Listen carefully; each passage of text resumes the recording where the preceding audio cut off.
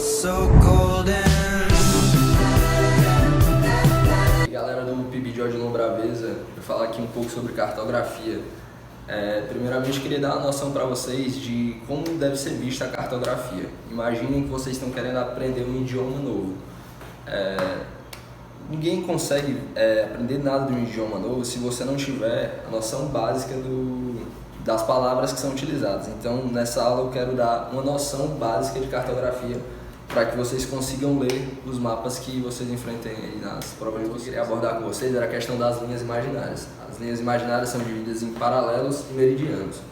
Os paralelos são linhas na horizontal que dividem o nosso planeta entre norte e sul. Imaginem que vocês têm uma laranja e vocês querem fazer vários cortes nela na horizontal para que vocês tenham uma noção de cada camada da laranja. E os meridianos são cortes na vertical, onde você vai fazer o mesmo processo. Quando você faz isso, você meio que deixa a sua laranja inteiramente gradeada. E aí você tem um sistema de coordenadas geográficas. Essas coordenadas nada mais são do que a junção dos paralelos e dos meridianos. E dentro dela você pode achar, dependendo do grau que esteja em cada um deles, exatamente a localização em que você está no planeta. Imaginando que o planeta é laranja e você que está exatamente nesse quadrado aqui, entre os paralelos meridianos tal, você vai saber exatamente onde fica a sua localização no planeta. Agora que você já tem a noção de paralelos meridianos, eu queria abordar os principais tipos de mapa. Para vocês entenderem como é que funciona o mapa, vocês têm que entender que o nosso planeta ele é um elemento tridimensional. E os mapas são representações desse planeta na segunda dimensão, ou seja, em superfícies planas. Um mapa de papel, no caso. Para ser feita essa representação, não é possível você fazer sem ter um certo grau de distorção. Então, eu vou abordar aqui com vocês os 3 principais mapas que são utilizados hoje em dia, ou que já foram utilizados, e como é que funciona a distorção de cada um deles. Como vocês podem ver no slide, o mapa é a distorção cilíndrica. Primeiro vocês têm que entender que todas as distorções dos mapas são baseadas na linha de tangência, que é a linha onde a superfície encostaria no mapa caso existisse a esfera aqui, como vocês estão imaginando, como vocês estão vendo no slide, e passasse um plano aqui encostando em todo esse círculo, essa esfera, aonde é que esse plano encostaria? Aí no caso, o primeiro seria o cilíndrico, que é, como vocês podem ver, ele encosta exatamente na metade da esfera. Como ele encosta na metade, ele dá uma distorção menor nas áreas que estão mais perto da linha de Capricórnio, e conforme vai se afastando dessa linha, afastando do ponto de tangência, que é onde encosta, ele vai perdendo um pouco da precisão dele, ele vai acabando tendo mais distorção. Então esse mapa ele é ideal para representar as áreas mais no meio do planeta. O segundo tipo é o cônico, que é esse que vocês podem ver aqui também, que ele é como se você estabelecesse um cone em cima da esfera, que seria o globo. E aí o ponto de tangência ele já fica um pouco mais elevado, ele já não é mais tão no centro da esfera.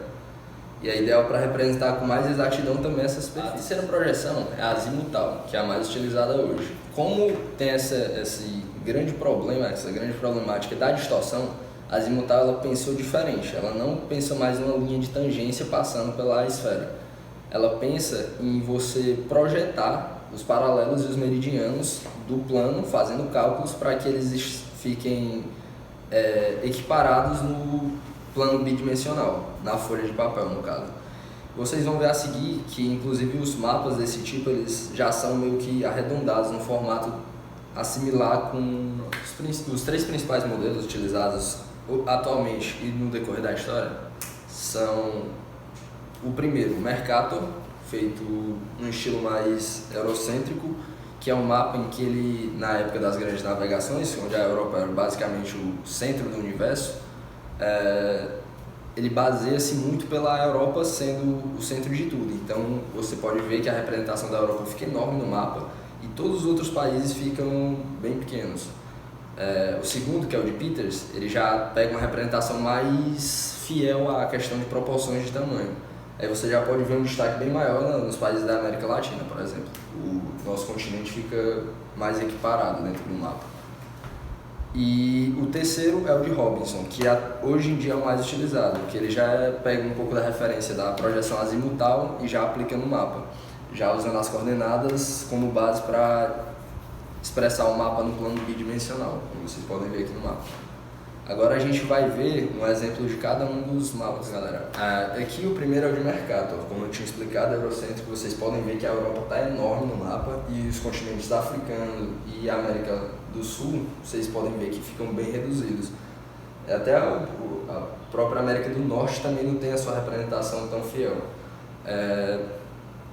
Agora, como vocês podem ver, o de Peterson já tem uma representação bem mais fiel, o continente africano sendo bem representado, a América do Sul também, a América do Norte já um pouco mais equiparada. E por último, de Robinson, que hoje em dia é o modelo mais utilizado. Vocês já podem ver que ele pega uma projeção mais arredondada e ele se preocupa muito com a projeção das linhas cartográficas, né? Dos paralelos e dos meridianos estarem bem representados. Pronto, galera. Agora, outra parte do nosso idioma, que é muito importante de saber na hora da leitura dos mapas, é a questão das escalas. Vocês podem ver essa representação mais comum, que é esse de 1 para 50 mil. Esse de 1 para 50 mil, significa que o que está representado ali no mapa em 1 centímetro foi reduzido mais de 50 mil vezes. Ou seja, se você pegasse a escola de Lombravês inteira e fosse pôr no mapa, você quisesse representar ela em 1 centímetro, você teria que calcular quantos metros ela tem e especificar que aquele centímetro que está representando ela no mapa equivale a todo o tamanho real dela. É como se fosse a representação do quanto foi reduzido aquele mapa. E vocês podem ver nesse sistema de pizza aqui, a questão de quanto mais dividido, mais difícil vai ser para você estar trazendo mais detalhes dentro do seu mapa. Se você quer fazer um mapa, por exemplo, da escola de Lombravesa, você pode fazer uma escala bem menor. E aí, como você vai fazer na escala menor, você pode ter uma riqueza muito maior de dados, porque você não vai ter uma redução tão grande da representação do objeto maior. E quanto maior o objeto for, mais difícil vai ser para você trazer uma riqueza maior de dados. Então, basicamente, essa é a representação. Agora, eu vou falar um pouco sobre fuso horário. Fuso horário, imagina que você pegou o nosso planeta, certo? E você tem a noção que ele tem 360 graus, né, ao redor dele. Você pega como marco zero o paralelo de Greenwich, e você vai saltando 15 em 15 graus. Ele foi dividido em 24 partes, que dá exatamente as 24 horas do nosso dia. Então, se você for para o leste, a cada 15 graus que você for caminhando, você vai ter um avanço de 1 hora. E se você for para o oeste, você vai ter o atraso de 1 hora. Então, é basicamente assim que funciona. Se aqui você pega nos paralelos lá que a gente viu lá atrás, na nossa escala cartográfica, se você vê que o Brasil está a 30 graus do paralelo de Greenwich, que não é isso, é só um exemplo imaginário, você veria que ele estaria com 2 horas de diferença do local que está fixado o paralelo, galera. Agora que vocês já viram vários elementos da nossa cartografia, eu queria fazer uma pequena leitura desse mapa aqui com vocês. Primeiro ponto que a gente tem que observar, a questão do título do mapa.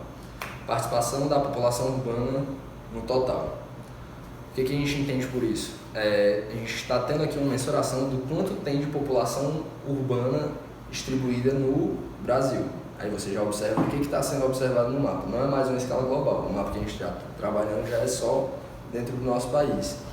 Aí o que a gente pode escalar também aqui, a gente pode ver que esse 0 a 500 km, ele significa que a cada centímetro no mapa, ele equivale a 500 km da representação do objeto real. Ou seja, se você pegasse 1 centímetro dentro desse mapa aqui, você estaria representando 500 mil quilômetros dentro do Brasil real.